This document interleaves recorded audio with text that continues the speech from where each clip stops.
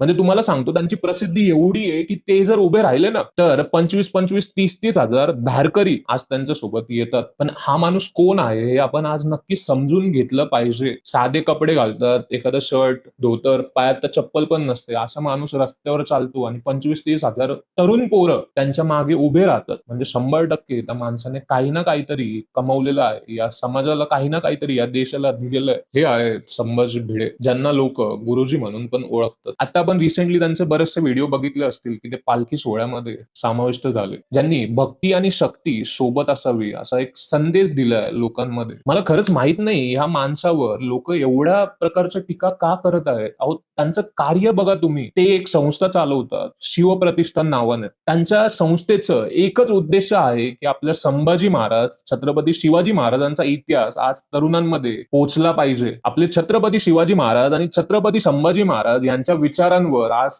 तरुण चालले पाहिजे. त्यांनी त्यांची शिकवण जोपासली पाहिजे. आज तरुणांनी कोणत्याही व्यसनाला अधीन न जाता आपल्या शरीराकडे लक्ष दिलं पाहिजे. आज त्यांनी गडकोट मोहीम सुरू केलं, ज्यामध्ये तरुणांना गड किल्ल्यांवर स्वच्छता राखणे, तसेच संभाजी शिवाजी महाराजांचा इतिहास समजवणे ही कामं केली जातात. त्यांनी दुर्गा दौड सुरू केली नवरात्रीमध्ये. आपण नवरात्रीमध्ये बघतो की गरबा हा प्रकार कुठल्या दिशेने चुकीच्या गोष्टी त्यामध्ये घडत आहे. तर त्यासाठी असं शक्ती प्रदर्शन, दुर्गा दौड खरंच खूप महत्वाचं ठरते. आपल्या तरुणांना, ज्या मुली असो किंवा मुलं असो, त्यांना शिवरायांची शिकवण मिळते, त्यांना आपला इतिहास समजतो, ते चांगल्या मार्गावर चालतात. खरंच आज आपण विचार केला पाहिजे. त्यांचा थोडासा मार्ग वेगळा आहे, पण ते 100% समाजाला चांगल्या गोष्टी शिकवत आहेत, सांगत आहेत. आपल्या तरुणांना ते एक दिशा देत आहेत चांगली. त्यांना शेप द्यायचं काम हे संभाजी भिडे म्हणजेच गुरुजी करत आहेत. म्हणजे आजवर आयुष्य आपलं आपल्या समाजासाठी दिलं. आपल्या छत्रपती संभाजी महाराज, शिवाजी महाराज यांचा इतिहास आपल्या तरुणांपर्यंत पोहोचावा, त्यांनी तो जोपासावा यासाठी जर आयुष्य वेचलं असेल, पण अशा व्यक्तींना त्यांचा ड्यू रिस्पेक्ट